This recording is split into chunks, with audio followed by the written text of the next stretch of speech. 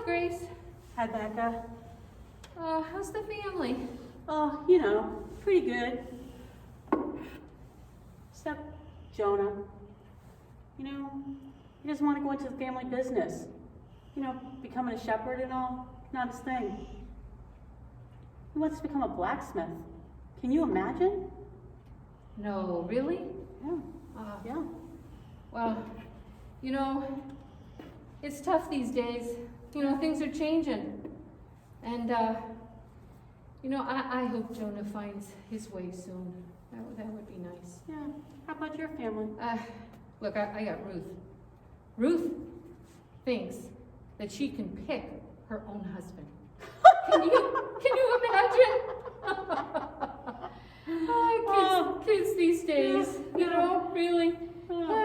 But Grace, I think she might be onto something. Okay. But anyway, Anyway. did you hear the news about Jesus? What news is that?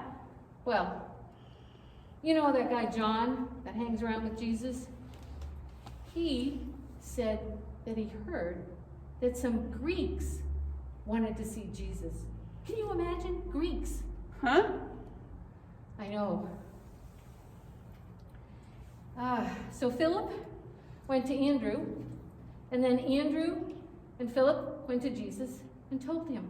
Really? Yeah.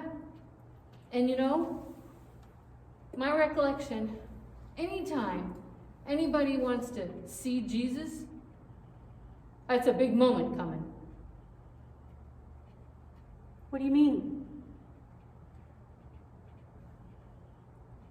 Well, you remember, Grace, when Jesus was invited to see Lazarus after Lazarus died? And then Jesus rose him from the dead. Oh, you're right. I guess that was like the biggest healing there ever was. Talk about healing. I know. Well, I heard some people talking in the village. What were they saying? That they said that the Greeks wanted to see Jesus.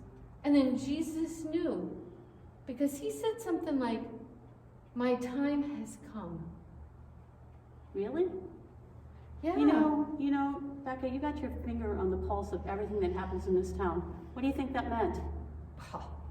Well, I don't think that's true, Grace. But, Jesus has been preaching to us. And he's very popular. And you heard the Pharisees the other day. They think that the whole world is following Jesus. Yeah, the whole world. And so, they're nervous. And then the Greeks want to see Jesus. So people in the village are saying, Jesus' time has come. But what can that mean? Well, Grace, I'm not sure. But if I remember this correctly, it was something about a grain of wheat has to fall onto the ground and die before it bears much fruit. A single seed? Yeah. How does that happen? Well, I've been thinking about this for a couple of days. Here's what I think. Okay. A grain of wheat can't be a grain of wheat unless can't be doing what it's supposed to do unless it becomes a plant. So the grain of wheat has to die. So if the grain of wheat dies, it then becomes a plant, which is a much better life than a seed. I mean, look at this little seed here. Who wants a life as a seed? I mean, that little thing. But a plant can feed many people. Oh, I get it now. I think that if you become a seed, you become food for many. I think that's what it says. I think. I've heard some other people in the village talking. What did they say? They said, get this, to follow Jesus, You need to take care of others. And think of others' needs before your own.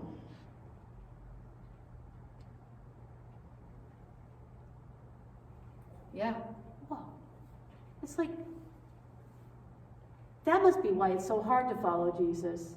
You have to give up yours so that you can help others with theirs. Yeah, I think so, but think of all the people that would be healed if they accepted others just like Jesus accepts us. You know, I'm kind of thinking about that. I'm thinking that if we spent more time just accepting people the way they were, things would be a lot better for people. Meaning, like, for instance, Jonah. He doesn't have to worry about what other people think of him if he doesn't want to be a shepherd anymore. Yeah, exactly. And I think, like Jesus said, you know, with love and acceptance, whoever you are, like our kids, Jonah and my Ruth, and their life ideas. Yeah. You know, I kind of like this. I kind of like the way Jesus thinks. I'm thinking that maybe I want to follow Jesus. What do you think? I think you're right. I will too. I'll follow him. I gotta go. He's waiting for me. I gotta go. Okay. See you, Becca. Okay, see ya.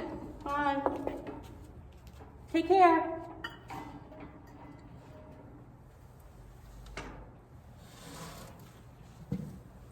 Gotta get home too.